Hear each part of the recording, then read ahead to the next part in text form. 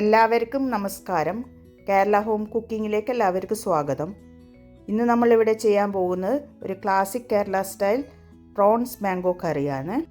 അപ്പോൾ സമയം കളയാതെ നമുക്ക് സ്റ്റാർട്ട് ചെയ്യാം.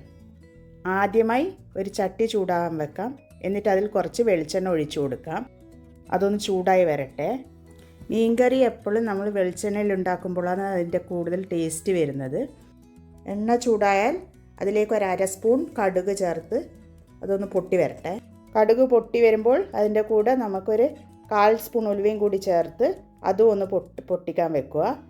ശേഷം നമുക്കൊരു 20 കുഞ്ഞുള്ളിയും ഒരു അര മുറി സവാളയും കൂടി ചേർത്ത് നന്നായി ഒന്ന് വഴറ്റി കൊടുക്കണം. ഉള്ളി നന്നായി വഴറ്റിയ ശേഷം ഒരു കഷ്ണം ഇഞ്ചി ചെറിയ കഷ്ണങ്ങളായി മുറിച്ച് ഇതിൻ്റെ കൂടെ ചേർത്ത് കൊടുക്കാം. അതും ഒന്ന് നന്നായി വഴറ്റുക. അതിൻ്റെ കൂടെ വെളുത്തുള്ളിയും ചെറിയ കഷ്ണങ്ങളായി മുറിച്ച് ചേർത്ത് കൊടുക്കാം. അതിൻ്റെ പച്ചമണം മാറുന്നത് വരെ നന്നായി ഒന്ന് വഴറ്റി കൊടുക്കാം. പച്ചമുളകും കൂടി ചേർത്ത് കൊടുക്കാം. എന്നിട്ട് കുറച്ച് കറിവേപ്പിലയും കൂടി ചേർത്ത് നന്നായി ഒന്നും കൂടി വഴറ്റാം. പാകത്തിന് ഉപ്പും കൂടി ചേർക്കാം. എന്നിട്ട് നന്നായിട്ടൊന്നും കൂടി വഴറ്റി കൊടുക്കണം.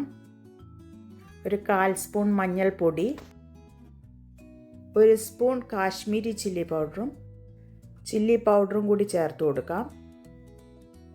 2 സ്പൂൺ മല്ലിപ്പൊടിയും കൂടി ചേർത്ത് കൊടുത്ത് ഇതിൻ്റെ പച്ചമണം മാറുന്നത് വരെ നമുക്കിത് നന്നായിട്ടൊന്നും കൂടി വഴറ്റി കൊടുക്കണം.